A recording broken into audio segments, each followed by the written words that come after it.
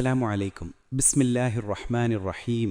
പലർക്കും തുറന്നു പറയാൻ പോലും ധൈര്യമില്ലാത്ത ഒരു വിഷയമാണ് ഇന്ന് നമ്മൾ സംസാരിക്കാൻ പോകുന്നത്. കാരണം ഇത് പണം മാത്രമല്ല, ഇത് അഭിമാനം, ഭയം, ഉറക്കം, മനസ്സമാധാനം എല്ലാം ചേർന്നൊരു വിഷയമാണ്. അതെ, കടം. ഇന്ന് എത്ര പേർ രാത്രി കിടക്കുമ്പോൾ മനസ്സിൽ ഈ ചിന്തയുമായി ഉറങ്ങുന്നുണ്ടാകും. എങ്ങനെ ഇത് തീർക്കും? ആർക്കു മുഖം കാണിക്കും? നാളെ എന്തു ചെയ്യും? പലരും ചിരിച്ച മുഖത്തോടെ നടക്കുന്നു, പക്ഷെ ഉള്ളിൽ അവർ തകർന്നിരിക്കുന്നു. ചിലർക്ക് കടം വന്നത് ആഡംബര ജീവിതം കൊണ്ടല്ല, ഉമ്മയുടെ ചികിത്സക്ക്, കുട്ടികളുടെ പഠനത്തിന്, വീട്ടിലെ ആവശ്യങ്ങൾക്ക്. അവർ കുറ്റക്കാരല്ല. പക്ഷെ പ്രശ്നമെവിടെയാണ്? കടം വന്നാൽ മനസ്സ് തളരുന്നു, ഈമാൻ തളരുന്നു, ദുആ കുറയുന്നു, പ്രതീക്ഷ കുറയുന്നു. പലരും ചിന്തിക്കുന്നു, എന്തല്ലാഹു എന്നെ ഉപേക്ഷിച്ചോ? എന്തുകൊണ്ട് എൻ്റെ ജീവിതം ഇങ്ങനെ? പ്രിയരെ, ഇന്ന് ഞാൻ നിങ്ങളോട് പറയാൻ പോകുന്നത് ഒരു സത്യമാണ്. കടം അല്ലാഹുവിൻ്റെ ശിക്ഷയല്ല. കടം നിന്റെ അവസാന കഥയുമല്ല. ഇതൊരു പരീക്ഷയാണ്. ഈ പരീക്ഷയിൽ നിന്നും വിജയത്തോടെ പുറത്തു വരാനുള്ള വഴി ഇസ്ലാം നമുക്ക് പഠിപ്പിച്ചിട്ടുണ്ട്.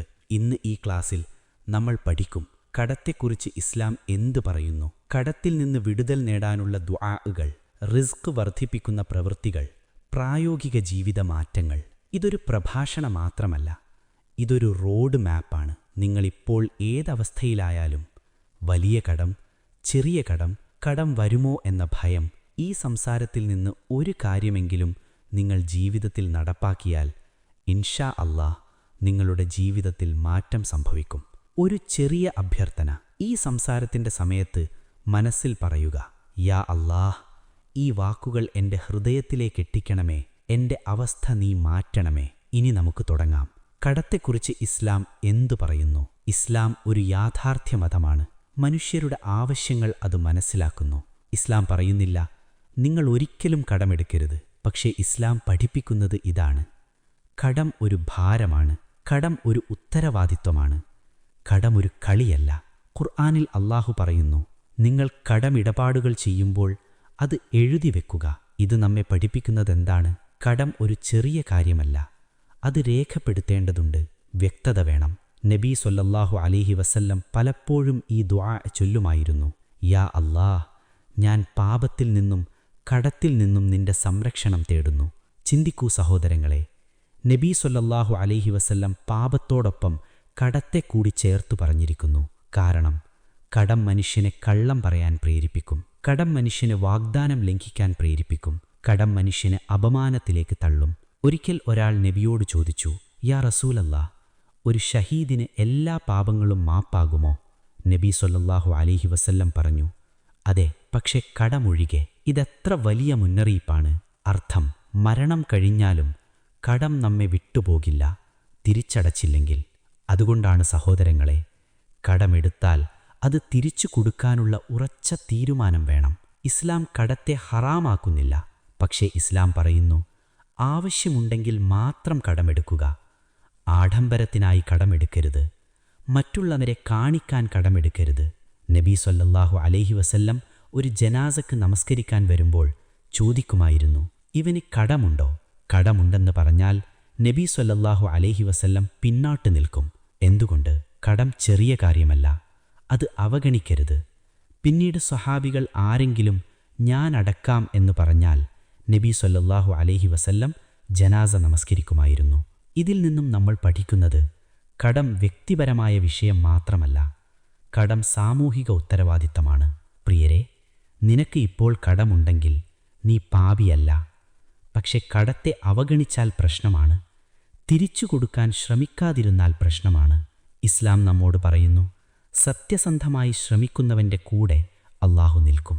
നിന്റെ മനസ്സിൽ ഇന്നു മുതൽ ഈ തീരുമാനമെടുക്കൂ, യാ അല്ലാഹ്, ഞാൻ എടുത്ത ഓരോ കടവും തിരിച്ചു കൊടുക്കാൻ ഞാൻ ശ്രമിക്കും. ഇതാണ് ഇസ്ലാമിൻ്റെ നിലപാട്. ഇനി നമുക്ക് നോക്കാം കടത്തിൻ്റെ തരങ്ങൾ എന്തൊക്കെയാണ്. കടം എന്ന വാക്ക് കേൾക്കുമ്പോൾ നമ്മളെല്ലാം ഒരേ രീതിയിൽ ചിന്തിക്കാറുണ്ട്. പക്ഷേ ഇസ്ലാമിക ദൃഷ്ടിക്കോണിൽ കടങ്ങളെല്ലാം ഒരേ സ്വഭാവമുള്ളതല്ല. കടം 3 പ്രധാന വിഭാഗങ്ങളായി മനസ്സിലാക്കാം. അനിവാര്യമായ കടം. ഇത് മനുഷ്യന്റെ അടിസ്ഥാന ആവശ്യങ്ങളുമായി ബന്ധപ്പെട്ട കടമാണ്. ഉദാഹരണങ്ങൾ: ജീവൻ രക്ഷിക്കുന്ന ചികിത്സ, അടിസ്ഥാന വിദ്യാഭ്യാസം, താമസം, ഭക്ഷണം.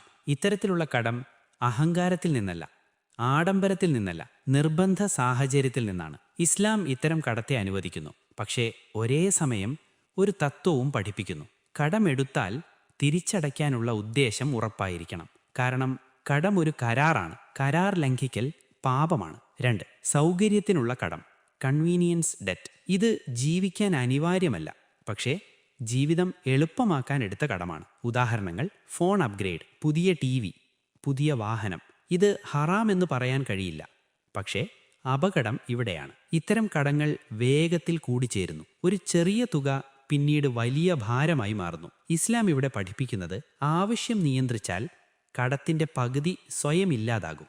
3. ആഡംബര കടം, luxury or show of debt. ഇതാണ് ഏറ്റവും അപകടകരമായ വിഭാഗം. ഇതുണ്ടാകുന്നത് മറ്റുള്ളവരെ കാണിക്കാൻ, സാമൂഹിക സമ്മർദ്ദം മൂലം, സ്റ്റേറ്റസ് നിലനിർത്താൻ.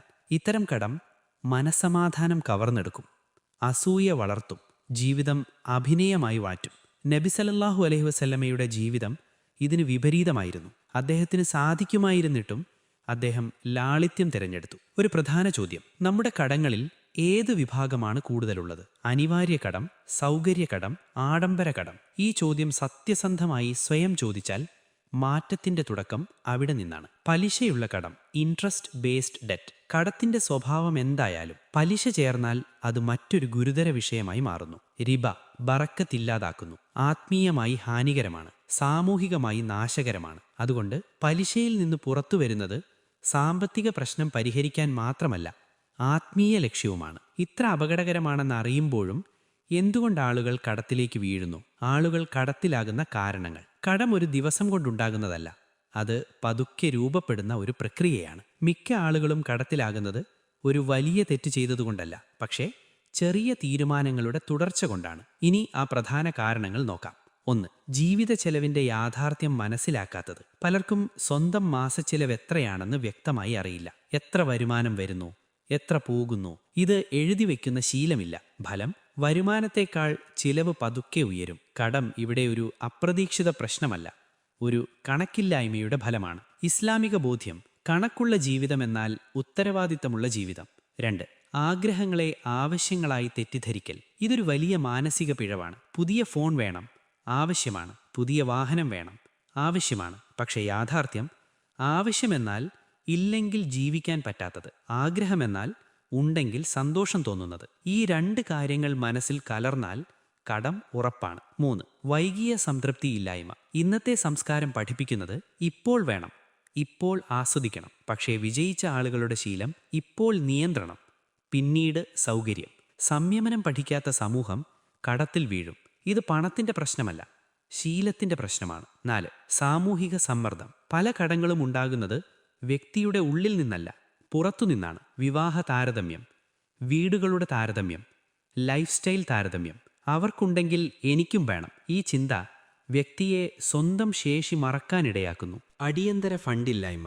ചെറിയ പ്രശ്നം വന്നാൽ പോലും കടമെടുക്കേണ്ടി വരുന്നു. ഉദാഹരണം: രോഗം, വാഹനം തകരൽ, ജോലി നഷ്ടം. കാരണം സംഭരണമില്ല. ഇത് കാണിക്കുന്നത് തയ്യാറെടുപ്പില്ലായ്മയാണ്. 6. സാമ്പത്തിക അറിവില്ലായ്മ. പലർക്കും അറിയില്ല പലിശ എങ്ങനെ വർദ്ധിക്കുന്നു, EMI എങ്ങനെ പ്രവർത്തിക്കുന്നു, ദീർഘകാല ഫലം എന്താണ്. അറിവില്ലാതെ ഒപ്പിടുന്ന കരാർ പിന്നീട് ചങ്ങലയാകും. ഇത് ദാരിദ്ര്യം മാത്രമല്ല, വിദ്യാഭ്യാസ പ്രശ്നവുമാണ്. 7. ആത്മീയ അകലം. ഇത് സൂക്ഷ്മമായ കാരണമാണ്. സലാത്ത് കുറയുമ്പോൾ തവക്കുൽ കുറയും, തവക്കുൽ കുറയുമ്പോൾ ഭയം കൂടും, ഭയം കൂടുമ്പോൾ തെറ്റായ തീരുമാനങ്ങൾ വരും. ഇതൊരു ശൃംഖലയാണ്. അധികം ആളുകൾ കടത്തിലാകുന്നത് ദുർഭാഗ്യം കൊണ്ടല്ല, ദിശയില്ലായ്മ കൊണ്ടാണ്. ഇനി ചോദ്യം: പണം കൂടുതലായാൽ മാത്രം പ്രശ്നം തീരുന്നുണ്ടോ, അല്ലെങ്കിൽ മറ്റൊരു ഘടകമുണ്ടോ? പലർക്കും തോന്നുന്നൊരു ധാരണയുണ്ട്: എനിക്ക് കൂടുതൽ പണം കിട്ടിയാൽ എൻ്റെ എല്ലാ പ്രശ്നങ്ങളും തീരും. ഇത് സ്വാഭാവികമായ ചിന്തയാണ്, പക്ഷേ യാഥാർത്ഥ്യം അങ്ങനെയല്ലെന്ന് നമ്മൾ ചുറ്റും കണ്ടുകൊണ്ടിരിക്കുന്നു. കൂടുതൽ പണമുള്ളവർക്ക് പോലും കടമുണ്ട്, ടെൻഷനുണ്ട്, ഉറക്കമില്ല. അതേസമയം കുറച്ചു വരുമാനമുള്ള ചിലർ സമാധാനത്തോടെ ജീവിക്കുന്നു. കടമില്ല, മനസ്സ് തൃപ്തിയുണ്ട്. ഇവിടെ ചോദ്യം: വ്യത്യാസമെന്താണ്? ഉത്തരം: ബറക്കത്ത്. ബറക്കത്ത് എന്നത് എന്ത്? ബറക്കത്ത് എന്നത് കൂടുതൽ എന്നർത്ഥമല്ല. ബറക്കത്ത് എന്നത് മതിയാകുന്നത്, നിലനിൽക്കുന്നത്, ഗുണം നൽകുന്നത്. 10,000 രൂപയുണ്ടായിട്ടും മാസം മുഴുവൻ മതി വരുന്നുവെങ്കിൽ അതു ബറക്കത്ത്. 1,00,000 രൂപയുണ്ടായിട്ടും എപ്പോഴും കുറവാണെങ്കിൽ അതു ബറക്കത്തില്ലായ്മ. ബറക്കത്തുള്ള പണത്തിന്റെ ലക്ഷണങ്ങൾ: അപ്രതീക്ഷിത ചെലവുകൾ കുറവ്, ചെറിയ വരുമാനത്തിൽ പോലും കാര്യങ്ങൾ നടക്കും, മനസ്സമാധാനമുണ്ടാകും, കടത്തിലേക്ക് തള്ളപ്പെടില്ല. ഇത് കണക്കിൽ കാണാനാവില്ല, പക്ഷേ ജീവിതത്തിൽ വ്യക്തമായി കാണാം. ബറക്കത്തില്ലാത്ത പണത്തിന്റെ ലക്ഷണങ്ങൾ: പണം വന്നതുപോലെ പോകും, എപ്പോഴും കുറവെന്ന തോന്നൽ, അപ്രതീക്ഷിത പ്രശ്നങ്ങൾ, സ്ഥിരം കടം. ഇവിടെയാണ് പലരും തെറ്റിദ്ധരിക്കുന്നത്. അവർ കരുതുന്നു, എനിക്ക് ശമ്പളം കുറവാണ്. പക്ഷേ പലപ്പോഴും പ്രശ്നം ശമ്പളമല്ല, ബറക്കത്താണ്. ബറക്കത്ത് വരുന്നത് എവിടെ നിന്നാണ്? ബറക്കത്ത് ബാങ്കിൽ നിന്ന് വരുന്നില്ല. ബറക്കത്ത് ജോലിയിൽ നിന്ന് മാത്രം വരുന്നില്ല. ബറക്കത്ത് വരുന്നത് ഹലാൽ വരുമാനത്തിൽ നിന്ന്, സത്യസന്ധതയിൽ നിന്ന്, നമസ്കാരത്തിൽ നിന്ന്, ദുആയിൽ നിന്ന്. ഇത് ആത്മീയ ഉറവിടമാണ്. ഒരു ലളിതമായ ചിന്ത: നിനക്ക് 2 വഴികളുണ്ടെങ്കിൽ, 1 വലിയ വരുമാനവും സ്ഥിരം ടെൻഷനും, 2 മിതമായ വരുമാനവും സമാധാനവും. ഇസ്ലാം പഠിപ്പിക്കുന്നത് രണ്ടാമത്തെ വഴിയെയാണ്. കാരണം സമാധാനം പണത്തിന് വാങ്ങാൻ കഴിയില്ല. സാധാരണ കാണുന്ന തെറ്റ്: പലരും പറയുന്നു, ഇപ്പോൾ ഞാൻ എല്ലാം സഹിക്കും, പിന്നീട് സമാധാനത്തോടെ ജീവിക്കും. പക്ഷേ പിന്നീട് എന്നത് പലപ്പോഴും വരുന്നില്ല. ബറക്കത്തില്ലാത്ത വരുമാനം ഭാവിയിൽ ബറക്കത്തുള്ളതായി മാറുന്നില്ല. ഹലാൽ വരുമാനത്തിൻ്റെ ശക്തി: പലപ്പോഴും ആളുകൾ ചോദിക്കുന്നൊരു ചോദ്യമാണ്, ഞാൻ കഷ്ടപ്പെടുന്നു, എങ്കിലും എന്തുകൊണ്ട് മുന്നോട്ടു പോകുന്നില്ല? ഇതിൻ്റെ ഉത്തരം എല്ലായ്പ്പോഴും ജോലിയുടെ അളവിലല്ല. പലപ്പോഴും ഉത്തരം വരുമാനത്തിൻ്റെ സ്വഭാവത്തിലാണ്. ഹലാൽ എന്നതിൻ്റെ അർത്ഥം: ഹലാൽ എന്നത് ഭക്ഷണത്തെക്കുറിച്ചുള്ള വാക്ക് മാത്രമല്ല. ഹലാൽ എന്നത് സമ്പാദ്യമാർഗം, കരാറുകൾ, ഇടപാടുകൾ, വാക്ക് എല്ലാം ഉൾപ്പെടുന്ന ഒരാശയമാണ്. ഒരു വ്യക്തിയുടെ വരുമാനം എവിടെ നിന്നാണ് വരുന്നത് എന്നത് അവൻ്റെ ജീവിതത്തെ രൂപപ്പെടുത്തുന്നു. ഹലാൽ വരുമാനവും ആത്മീയ സ്വാധീനവും. ഹലാൽ വരുമാനം ഹൃദയം മൃദുവാക്കുന്നു, ദുആ സ്വീകരിക്കപ്പെടാൻ സഹായിക്കുന്നു, ആരാധനയിൽ മനസ്സ് നിൽക്കാൻ സഹായിക്കുന്നു. ഹറാം കലർന്ന വരുമാനം ഹൃദയം കട്ടിയാക്കുന്നു, ദുആ ദുർബലമാക്കുന്നു, സമാധാനം കുറയ്ക്കുന്നു.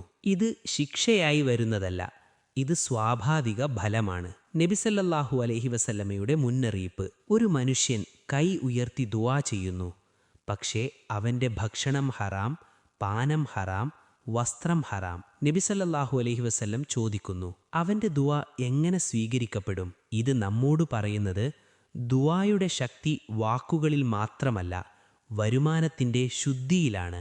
ഹലാൽ വരുമാനം വലുതാകേണ്ടതില്ല. ഒരു സാധാരണ ജോലി: ക്ലീനർ, ഡ്രൈവർ, കർഷകൻ, കൂലിപ്പണിക്കാരൻ. ഹലാലാണെങ്കിൽ അത് വലിയ ബിസിനസ്സിനേക്കാൾ മൂല്യമുള്ളതാണ്. ഹലാൽ വരുമാനം ബറക്കത്ത് സൃഷ്ടിക്കുന്നു. ഹലാൽ വരുമാനമുള്ളപ്പോൾ കുറച്ചു വരുമാനത്തിൽ കാര്യങ്ങൾ നടക്കും, അനാവശ്യ ചെലവുകൾ കുറയും, അപ്രതീക്ഷിത സഹായങ്ങൾ ലഭിക്കും. സ്വയം ചോദിക്കേണ്ട ചോദ്യങ്ങൾ: എൻ്റെ വരുമാനം പൂർണ്ണമായും ഹലാലാണോ? ഞാൻ കള്ളം പറഞ്ഞ് പണമുണ്ടാക്കുന്നുണ്ടോ? ഞാൻ ചതിച്ച് ലാഭം നേടുന്നുണ്ടോ? ഈ ചോദ്യങ്ങൾ കുറ്റബോധത്തിനല്ല, തിരുത്തലിനാണ്. ചെറിയ തിരുത്തലുകളും വലിയ ഫലവും. ജോലിയിൽ സത്യസന്ധത, അളവിൽ കൃത്യത, വാഗ്ദാനം പാലിക്കൽ. ഇവ ചെറിയ നന്മകൾ പോലെ തോന്നും, പക്ഷേ ഇവയാണ് ബറക്കത്തിൻ്റെ വാതിലുകൾ. റിസ്ക് വർദ്ധിപ്പിക്കാൻ എല്ലായ്പ്പോഴും ജോലിയെ മാറ്റേണ്ടതില്ല. പലപ്പോഴും വേണ്ടത് വരുമാനത്തിൻ്റെ ശുദ്ധി, ഇടപാടുകളുടെ ശുദ്ധി. ഇസ്ലാമിൽ ദുആയെ അവസാന ആയുധം എന്ന് കാണുന്നില്ല. ദുആ ഇസ്ലാമിൽ പ്രധാന ആയുധമാണ്. കാരണം കടം സാമ്പത്തിക പ്രശ്നമായിരിക്കുമ്പോഴും അത് ആത്മീയ വശമുള്ള പ്രശ്നമാണ്. അതുകൊണ്ടാണ് നബി സ്വല്ലല്ലാഹു അലൈഹി വസല്ലം കടത്തെക്കുറിച്ച് പ്രത്യേക ദുആകൾ പഠിപ്പിച്ചത്. ഇനി അവയിൽ പ്രധാനപ്പെട്ടവ നോക്കാം. അല്ലാഹുമ്മ അക്ഫിനി ബി ഹലാലിക അൻ ഹറാമിക വ അഗ്നിനി ബി ഫദ്ലിക അമ്മൻ സിവാക്. അർത്ഥം: യാ അല്ലാഹ്, നിന്റെ ഹലാൽ വഴി എനിക്ക് മതിയാക്കണമേ, നിന്റെ അനുഗ്രഹത്തിലൂടെ മറ്റുള്ളവരിൽ നിന്ന് എനിക്ക് സ്വതന്ത്രത നൽകണമേ. ഈ ദുആയുടെ ആശയം ഹറാമിൽ നിന്ന് രക്ഷ, ഹലാലിൽ തൃപ്തി, സാമ്പത്തിക സ്വാതന്ത്ര്യം. എപ്പോൾ ചൊല്ലണം? നമസ്കാരത്തിന് ശേഷം. രണ്ടാമതായി, വിഷമവും കടവും നിന്ന് രക്ഷ തേടുന്ന ദുആ. അല്ലാഹുമ്മ ഇന്നി അഊദു ബിക മിനൽ ഹമ്മി വൽ ഹസൻ വ അഊദു ബിക മിനൽ അജ്സി വൽ കസൽ വ അഊദു ബിക മിനൽ ജുബ്നി വൽ ബുഖൽ വ അഊദു ബിക മിൻ ഗലബത്തി ദൈനി വ ഖഹ്രി ദിജാൽ. അർത്ഥം: യാ അല്ലാഹ്, വിഷമത്തിൽ നിന്നും ദുഃഖത്തിൽ നിന്നും, അശക്തിയിൽ നിന്നും മടിയിൽ നിന്നും, ഭീരുത്വത്തിൽ നിന്നും കഞ്ചുഷതയിൽ നിന്നും, കടത്തിൻ്റെ ഭാരത്തിൽ നിന്നും, ആളുകളുടെ അധീനതയിൽ നിന്നും നീ എന്നെ രക്ഷിക്കണമേ. ഈ ദുആ കടത്തെ മനസ്സിൻ്റെ തലത്തിൽ നിന്ന് തന്നെ ചികിത്സിക്കുന്നു. മൂന്നാമതായി, ചെറിയ സ്ഥിരം ദുആ. റബ്ബി ഉഫിർലി വർഹംനി വർസുഖ്നി.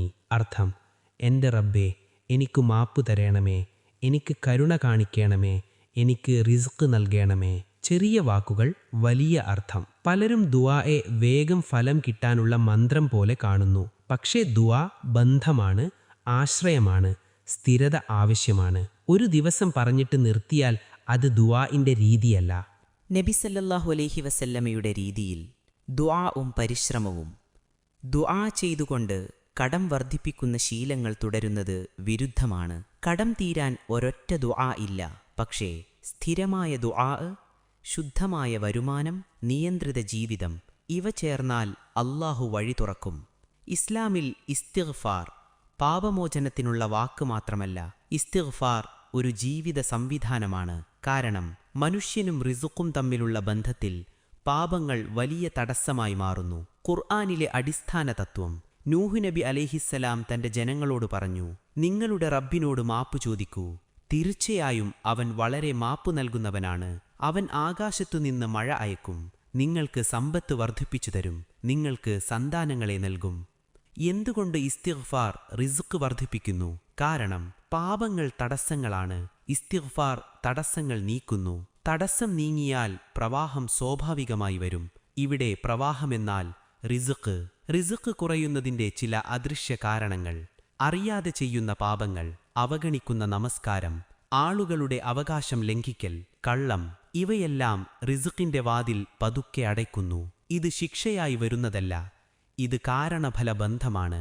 ഇസ്തിഗ്ഫാർ ഒരു ശീലമായാൽ, ഇസ്തിഗ്ഫാർ ശീലമായ ആളിൽ ഹൃദയം മൃദുവാകും, ചിന്ത ശുദ്ധമാകും, തീരുമാനങ്ങൾ മെച്ചപ്പെടും. മെച്ചപ്പെട്ട തീരുമാനങ്ങൾ മെച്ചപ്പെട്ട സാമ്പത്തിക ഫലങ്ങളിലേക്ക് നയിക്കും. നബിസല്ലല്ലാഹു അലൈഹി വസല്ലം ദിവസേന 70-ലധികം തവണ ഇസ്തിഗ്ഫാർ ചെയ്തിരുന്നു. അദ്ദേഹത്തിന് പാപമില്ലായിരുന്നിട്ടും. അപ്പോൾ നമ്മൾ ഒരു ലളിതമായ ലക്ഷ്യം: ദിവസേന 100 തവണ അസ്തഗ്ഫിറുല്ലാഹ്. സ്ഥിരതയാണ് പ്രധാനപ്പെട്ടത്. ഇസ്തിഗ്ഫാർ ചെയ്തിട്ട് കടം തിരിച്ചു കൊടുക്കാതിരിക്കുക ഇസ്തിഗ്ഫാറിന്റെ ആത്മാവിന് വിരുദ്ധമാണ്. ഇസ്തിഗ്ഫാർ എന്നത് മാപ്പു ചോദിക്കൽ, തിരുത്തൽ, തിരിച്ചുവരൽ, മൂന്നും ചേർന്നതാണ്. ഇതുവരെ നമ്മൾ ആത്മീയ വശങ്ങൾ സംസാരിച്ചു. ഇനിയൊരു പ്രധാന സത്യം: ആത്മീയത മാത്രം പോരാ, സംവിധാനമില്ലെങ്കിൽ കടം തുടരും. ഇസ്ലാം ദുആ പഠിപ്പിച്ച പോലെ തന്നെ ക്രമം പഠിപ്പിക്കുന്ന മതമാണ്. 1. എല്ലാ കടങ്ങളും എഴുതിവെക്കുക. മനസ്സിൽ വെക്കുന്നത് മതിയെന്നല്ല, എഴുതിവെക്കണം. ആരോട് കടം, എത്ര തുക, പലിശയുണ്ടോ ഇല്ലയോ, അടയ്ക്കേണ്ട തീയതി. ഇത് ചെയ്താൽ എന്ത് സംഭവിക്കും? കടം ഭീതികരമായ ഭാരമായി നിൽക്കില്ല, ഒരു കാണാവുന്ന ലിസ്റ്റായി മാറും. കാണാവുന്ന പ്രശ്നം പരിഹരിക്കാവുന്ന പ്രശ്നമാണ്. 2. പുതിയ കടം താൽക്കാലികമായി നിർത്തുക. പഴയ കുഴി മൂടാതെ പുതിയ കുഴി കുഴിച്ചാൽ പ്രശ്നം വലുതാകും. ഒരു തീരുമാനമെടുക്കുക: ഇന്നു മുതൽ അത്യാവശ്യമല്ലാത്ത ഒരു കടവുമില്ല. ഇത് താൽക്കാലിക നിയന്ത്രണമാണ്, ശിക്ഷയല്ല. 3. ചെറുതെങ്കിലും സ്ഥിരമായ അടവ്. വലിയ തുക ഒരുമിച്ചടയ്ക്കാൻ കഴിയില്ലെങ്കിൽ അത് പ്രശ്നമല്ല. പ്രശ്നം ഒന്നും അടയ്ക്കാതിരിക്കുക. ചെറിയ തുക പക്ഷേ സ്ഥിരമായി. സ്ഥിരത വിശ്വാസമുണ്ടാക്കുന്നു, വിശ്വാസം സമയം വാങ്ങുന്നു, സമയം വഴി തുറക്കുന്നു. 4. ചെലവ് ട്രാക്ക് ചെയ്യുക. ഒരു മാസം എന്തിന് എത്ര പോയി എഴുതി നോക്കുക. പലർക്കും അത്ഭുതമാകും, പണം എവിടെയാണ് പോയതെന്ന് അവർക്കു തന്നെ അറിയില്ല. അറിയൽ വന്നാൽ നിയന്ത്രണം വരും. 5. ലളിത ജീവിതം താൽക്കാലികമായി സ്വീകരിക്കുക. ഇത് സ്ഥിരജീവിതമാക്കണമെന്നില്ല. കടം തീരുന്നതുവരെ കുറഞ്ഞ ഭക്ഷണച്ചെലവ്, കുറഞ്ഞ വിനോദച്ചെലവ്, കുറഞ്ഞ ഷോപ്പിംഗ്. ഇത് ത്യാഗമല്ല, തന്ത്രമാണ്. 6. വരുമാനം വർദ്ധിപ്പിക്കാനുള്ള ചെറിയ ശ്രമങ്ങൾ. രണ്ടാമത്തെ വരുമാനം: ചെറിയ ജോലി, ഓൺലൈൻ ജോലി, സ്കിൽ ഉപയോഗം. വലിയ ചാട്ടൽ വേണ്ട, ചെറിയ ചേർക്കൽ മതി. 7. കുടുംബത്തോട് തുറന്ന് സംസാരിക്കുക. കടമൊളിപ്പിച്ചാൽ സമ്മർദ്ദം കൂടും, പങ്കുവച്ചാൽ സഹായം ലഭിക്കും, മനസ്സ് ലഘുവാകും, പ്ലാനുണ്ടാകും. ഇത് ബലഹീനതയല്ല, ഉത്തരവാദിത്വമാണ്. കടത്തിൽ നിന്ന് പുറത്തുവരൽ ഒരു അത്ഭുതമല്ല, അതൊരു പ്രക്രിയയാണ്. പലർക്കുമുള്ള വലിയ തെറ്റിദ്ധാരണ: ചിലർ പറയുന്നു അല്ലാഹുവിൽ ആശ്രയിച്ചിരുന്നാൽ മതി, ചിലർ പറയുന്നു നമ്മൾ പരിശ്രമിച്ചാൽ മതി. ഇസ്ലാം പറയുന്നത് രണ്ടും വേണം. തവക്കുൽ എന്നത് എന്താണ്? തവക്കുൽ ഈക്വൽസ് ഫലം അല്ലാഹുവിൻ്റെ കയ്യിലാണ് എന്ന ഉറച്ച വിശ്വാസം, അതല്ല കൈകെട്ടിയിരിക്കൽ. നബി സല്ലല്ലാഹു അലൈഹി വസല്ലം പഠിപ്പിച്ച ഉദാഹരണം: ഒരു മനുഷ്യൻ ചോദിച്ചു, എൻ്റെ ഒട്ടകത്തെ കെട്ടണമോ അല്ലാഹുവിൽ ആശ്രയിക്കണമോ? നബി സല്ലല്ലാഹു അലൈഹി വസല്ലം പറഞ്ഞു, കെട്ടുക, പിന്നെ അല്ലാഹുവിൽ ആശ്രയിക്കുക. ക്രമം ശ്രദ്ധിക്കുക. ആദ്യം പ്രവർത്തനം, പിന്നെ ആശ്രയം. പരിശ്രമമില്ലാത്ത തവക്കുൽ അപകടകരമാണ്. കാരണം അത് നമ്മളെ സൗകര്യപ്രിയരാക്കും. ഇൻഷാ അല്ലാ നോക്കാം എന്നു പറഞ്ഞ് ഒന്നും ചെയ്യാത്ത അവസ്ഥ. ഇത് തവക്കുലല്ല, ഇത് ഒഴിഞ്ഞുമാറലാണ്. തവക്കുലില്ലാത്ത പരിശ്രമവും അപകടകരമാണ്. കാരണം എല്ലാം എൻ്റെ കയ്യിലാണ് എന്ന് കരുതൽ.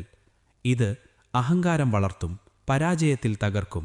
ശരിയായ ബാലൻസ്. നീ ചെയ്യേണ്ടത് ജോലി അന്വേഷിക്കുക, സ്കിൽ വികസിപ്പിക്കുക, ചെലവ് നിയന്ത്രിക്കുക, കടം അടയ്ക്കുക. ഇതെല്ലാം കഴിഞ്ഞ് പറയുക, യാ അല്ലാ, എൻ്റെ ശ്രമത്തിൽ ബറക്കത്ത് നൽകണമേ. ഫലം വൈകിയാൽ തവക്കുൽ അവിടെയാണ് തുടങ്ങുന്നത്. നീ ശ്രമിക്കുന്നു, ഫലം ഉടൻ കാണുന്നില്ല. ഇപ്പോൾ നീ പറയണം, എനിക്ക് മനസ്സിലാകാത്ത ജ്ഞാനം എൻ്റെ റബ്ബിനുണ്ട്. ഇതാണ് യഥാർത്ഥ ആശ്രയം. കടമുള്ള ഒരാളുടെ തവക്കുൽ.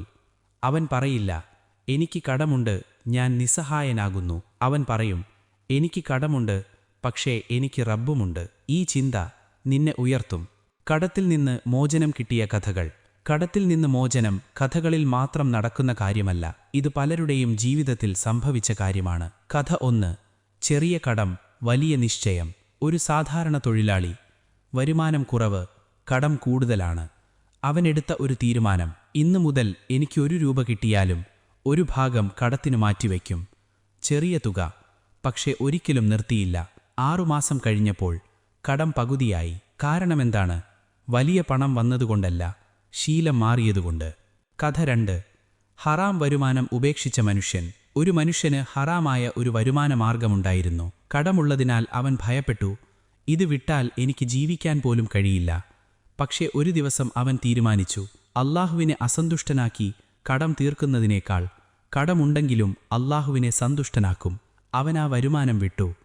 ആദ്യ മാസങ്ങൾ കഷ്ടമായിരുന്നു. പിന്നീട് ഹലാൽ ജോലി, സ്ഥിര വരുമാനം, കടം പതുക്കെ തീർന്നു. കാരണമെന്താണ്? ഹലാൽ വഴി ബറക്കത്തുണ്ടാക്കും. കഥ 3. ദുആ ഉപേക്ഷിക്കാത്ത സ്ത്രീ. ഒരു സ്ത്രീ, ഭർത്താവ് മരിച്ചു, കുട്ടികൾ, കടം. അവളുടെ ആയുധം, ഓരോ ഫജ്റിനു ശേഷം കടം തീരാൻ ദുആ. അവൾ പറഞ്ഞു, ഫലം ഞാൻ കാണാത്ത ദിവസങ്ങളുമുണ്ടായിരുന്നു, പക്ഷേ ഞാൻ നിർത്തിയില്ല. ഒരു ദിവസം ദൂരെയുള്ള ബന്ധു സഹായം നൽകി. ഒരു ജോലി അവസരം ലഭിച്ചു. പിന്നീട് മറ്റൊന്ന്. കഥകളിൽ നിന്ന് കിട്ടുന്ന പാഠങ്ങൾ. കടം സ്ഥിരമല്ല, അവസ്ഥ മാറാം, അല്ലാഹു വഴികൾ തുറക്കും. ഇസ്ലാം നമ്മളോട് പറയുന്ന ഒരു നിസ്സംഗ സത്യം, ചിലപ്പോൾ പ്രശ്നം വരുമാനത്തിലല്ല, പ്രശ്നം നമ്മളിലും നമ്മുടെ പ്രവർത്തികളിലുമാണ്. 1. നമസ്കാരം ലഘുവായി കാണൽ. നമസ്കാരം റിസ്കിന്റെ അടിസ്ഥാനമാണ്. നമസ്കാരം അവഗണിച്ചാൽ റിസ്കിന്റെ ക്രമം തകരും. ഇത് ശിക്ഷയായി അല്ല, സിസ്റ്റം തകരുന്നതുപോലെ. 2. കള്ളം. വ്യാപാരത്തിൽ, ജീവിതത്തിൽ, ബന്ധങ്ങളിൽ. കള്ളം പറഞ്ഞാൽ വിശ്വാസം തകരും. വിശ്വാസം തകർന്നാൽ അവസരങ്ങൾ അടയും. 3. ആളുകളുടെ അവകാശം തിന്നുക. കടം തിരിച്ചു നൽകാതിരിക്കുക, വേതനം പിടിച്ചുവെക്കുക, ചതിക്കുക. ഇവയെല്ലാം റിസ്കിന്റെ മേൽ ഭാരം വയ്ക്കും. 4. അഹങ്കാരം. എല്ലാം ഞാൻ നേടിയതാണ് എന്ന് കരുതൽ. ഈ ചിന്ത വന്നാൽ ബറക്കത്ത് പതുക്കെ പിൻവാങ്ങും. 5. നന്ദിയില്ലായ്മ. നന്ദിയില്ലെങ്കിൽ കിട്ടിയതിൻ്റെ മൂല്യം നഷ്ടമാകും. നന്ദിയുള്ളവന് കൂടുതൽ തുറക്കപ്പെടും. 6. ബന്ധങ്ങൾ തകർക്കൽ. മാതാപിതാക്കളെ വേദനിപ്പിക്കൽ, ബന്ധുക്കളെ ഉപേക്ഷിക്കൽ.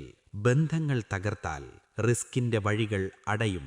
യാ അല്ലാ, എനിക്കറിയാവുന്നതും അറിയാത്തതുമായ എല്ലാ പാപങ്ങളും നീ മാപ്പ് നൽകണമേ. എന്റെ റിസ്കിൽ നീ ബറക്കത്ത് നൽകണമേ. സദക്കയും റിസ്ക്കും. പലർക്കും തോന്നും, എനിക്ക് തന്നെ പണമില്ല, പിന്നെങ്ങനെ സദക്ക കൊടുക്കും? ഇസ്ലാം പറയുന്ന അത്ഭുത സത്യം, സദക്ക കൊടുക്കുന്നതുകൊണ്ട് പണം കുറയില്ല, സദക്ക കൊടുക്കുന്നതുകൊണ്ട് റിസ്ക് തുറക്കും. ഖുർആനിലെ അടിസ്ഥാന തത്വം.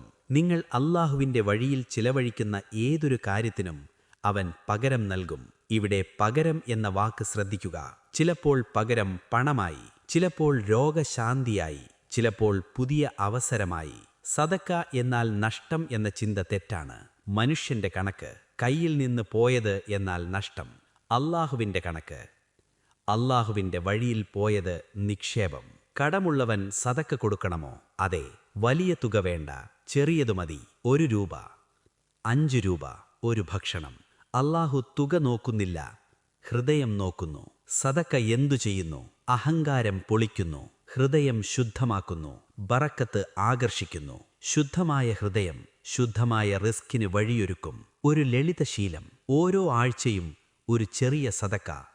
സ്ഥിരമായി. തുക മാറിയാലും ശീലം മാറരുത്. രഹസ്യ സദക്ക: ആർക്കും അറിയാതെ ചെയ്യുന്ന സദക്ക. ഇതിന് പ്രത്യേക ശക്തിയുണ്ട്. കാരണം അത് അല്ലാഹുവിനു വേണ്ടി മാത്രം. നിനക്കെല്ലാം കിട്ടിയ ശേഷം സദക്ക തുടങ്ങേണ്ട. സദക്ക തുടങ്ങിയാൽ എല്ലാം പതുക്കെ കിട്ടിത്തുടങ്ങും. ഇതുവരെ നീ കേട്ടത് വിവരങ്ങൾ മാത്രമല്ല, ഇത് നിന്റെ ജീവിതം മാറ്റാൻ കഴിയുന്ന ഒരു റോഡ് മാപ്പാണ്. പക്ഷേ ഒരു സത്യം: കേൾവിയാൽ മാറ്റമില്ല, പ്രവർത്തനത്തിലൂടെയാണ് മാറ്റം. ഘട്ടം 1: സത്യസന്ധമായ വിലയിരുത്തൽ. ഇന്ന് നീ ഒറ്റയ്ക്കിരുന്ന് ചോദിക്കൂ: എൻ്റെ മൊത്തം കടമെത്ര? എൻ്റെ മാസവരുമാനം എത്ര? എൻ്റെ അനാവശ്യ ചെലവ് ഏത്? എഴുതി വയ്ക്കുക. ഒളിപ്പിക്കരുത്, അലങ്കരിക്കരുത്, സത്യം മാത്രം.